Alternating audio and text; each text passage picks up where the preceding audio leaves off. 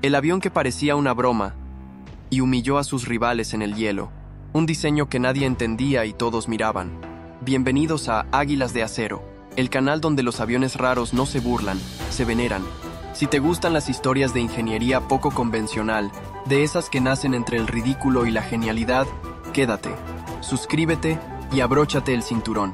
Hoy viajamos al corazón de la Unión Soviética para hablar del An-72, el avión que parecía hecho por un niño con plastilina, pero que volaba mejor que muchos con diseño serio.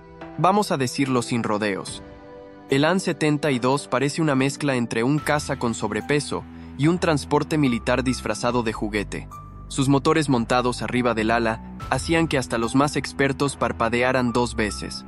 ¿A quién se le ocurrió colocar los motores justo donde el ala necesita flujo limpio? A los ingenieros soviéticos, claro. Pero no fue locura gratuita. Fue una apuesta arriesgada por el efecto Coanda, esa rareza aerodinámica que permite a un flujo de aire pegarse a una superficie y mejorar la sustentación. En teoría, ideal para pistas cortas. En la práctica, bueno, no todo fue tan fluido. El An-72 fue concebido en los años 70 para reemplazar al An-26, un turbohélice fiable pero lento. Y como la URSS siempre quiso impresionar, alguien pensó, pongamos motores a reacción y hagámoslo despegar desde un lodazal. La idea era crear un transporte ligero que no solo operara desde pistas de tierra, sino que además volara rápido y alto. Y sí, lo intentaron. Con entusiasmo soviético, por supuesto. Pero claro, nada bueno sale sin efectos secundarios. El flujo de los motores pasaba por encima del ala, lo cual creaba una maravilla de sustentación hasta que un motor fallaba. Entonces, el avión no solo perdía empuje, también perdía equilibrio de sustentación. Imagina eso en pleno despegue. Más de un piloto debió rezar en silencio. Aún así, el An-72 voló. Y no solo voló, sino que sorprendió. Porque a pesar de sus curvas grotescas y sus decisiones de diseño que desafiaban el sentido común, cumplió su promesa. Despegues ultracortos, aterrizajes en barro y una maniobrabilidad envidiable. El patito feo se estaba convirtiendo en cisne, aunque uno bastante ruidoso y con un escape que escupía fuego justo sobre el ala. Cuando volar bien no era suficiente, había que hacerlo raro. Llegamos al segundo acto de esta ópera soviética con turbinas. El momento en que el An-72 se planta en la pista y el mundo entero se pregunta si eso realmente va a despegar o va a explotar de pura rareza. Porque una cosa es innovar y otra es mirar el diseño de un avión clásico, reírse fuerte, arrugar el plano y decir, vamos a hacer todo lo contrario. El An-72 no era simplemente un transporte, era un manifiesto estético de que a los soviéticos no les interesaba lo que pensara Occidente. ¿Aerodinámica tradicional? No, gracias. ¿Motores colgando del ala? ¡Qué aburrido! Mejor pongámoslos arriba, bien arriba, justo para que parezca que el avión tiene orejas turbófan. Así nació el apodo más tierno e inesperado de la aviación. Cheburashka. Sí, como el personaje de dibujos animados con orejas gigantes. Porque si vas a hacer un avión extraño, al menos hazlo entrañable, y no solo fue un chiste visual. La idea detrás del diseño tenía sentido en un mundo donde las pistas asfaltadas eran un lujo y los aterrizajes suaves una leyenda urbana. Colocar los motores encima ayudaba a evitar que piedras, nieve, hielo y todo lo que no debería entrar a una turbina terminara triturado. ¿Solución práctica? Totalmente. ¿Bonita? Ni remotamente. Pero no todo era funcionalidad. Este bicho también tenía personalidad. En el aire se comportaba con una agilidad que dejaba boquiabiertos a quienes solo lo habían juzgado por su fachada. Maniobrable, trepador y tan obediente, que hasta los pilotos occidentales lo habrían invitado a bailar si no fuera porque estaba pintado con estrella roja. Y mientras tanto, sus primos occidentales, como el Boeing XC-14, con la misma idea de soplar aire sobre el ala, simplemente desaparecían en la historia como notas al pie. Porque sí, ellos lo pensaron, pero los soviéticos lo hicieron, con chapas mal cortadas, pintura dudosa y unos remaches que probablemente escondían secretos de Estado, pero volaba. Y eso, al final, era todo lo que importaba. Y volaba en el hielo, porque cuando Occidente se congelaba, el An-72 se paseaba por la Antártida como si estuviera yendo por pan. Así de desproporcionada era su eficacia. El avión que parecía un dibujo infantil terminó siendo la pesadilla logística de muchos que subestimaron el poder del feísmo con propósito. Suscríbete ahora a Águilas de Acero donde te contamos cómo lo absurdo a veces también conquista el cielo. El An-74, cuando el Cheburashka se puso botas de invierno. Y justo cuando pensábamos que la historia del An-72 ya era lo suficientemente surrealista, llega su primo más aventurero, más glacial y más dramáticamente modificado, el An-74. Porque claro, si ya tienes un avión que parece salido de un cómic soviético, ¿por qué no convertirlo en explorador polar con licencia para patrullar el hielo? El An-74 es la versión frío extremo del An-72.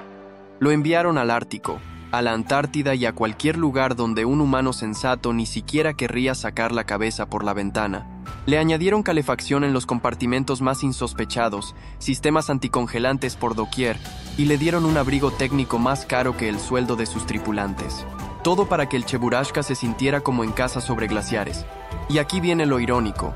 Cuanto más lo modificaban, más se alejaba de su propósito original.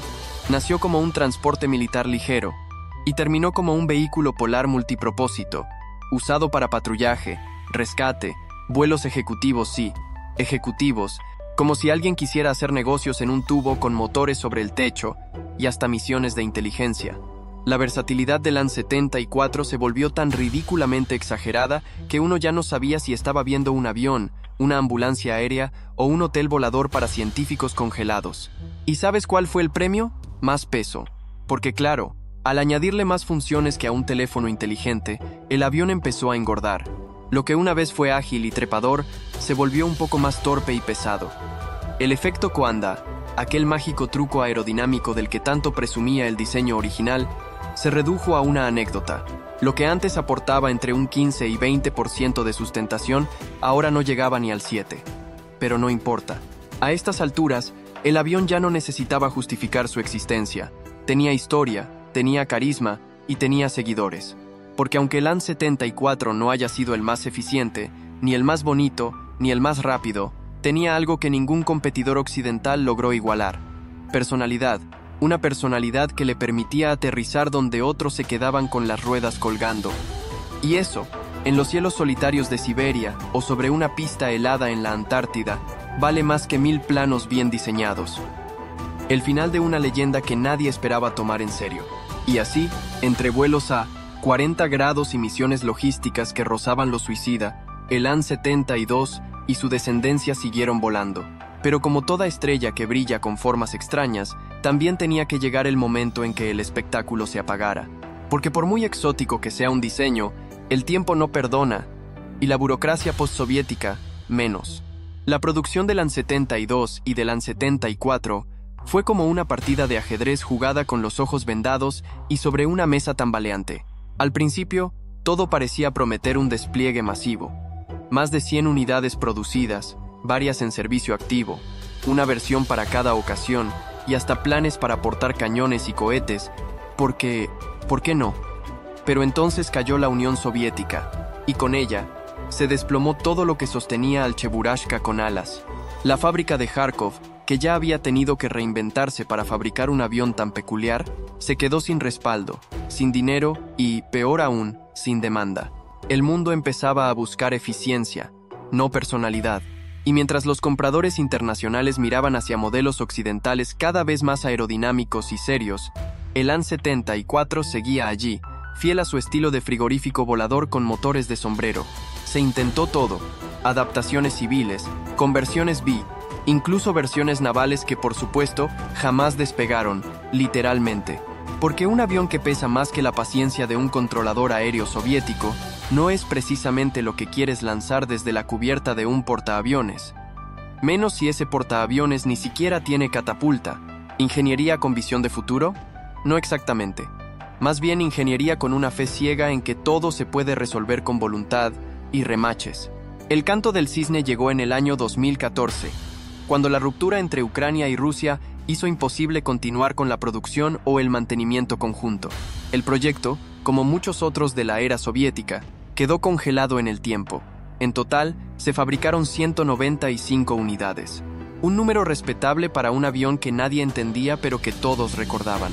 Porque sí, el An-72 pudo parecer un chiste volador, pero terminó sobreviviendo a conflictos, glaciares, recortes presupuestarios y a los PowerPoint de ventas más absurdos de la historia.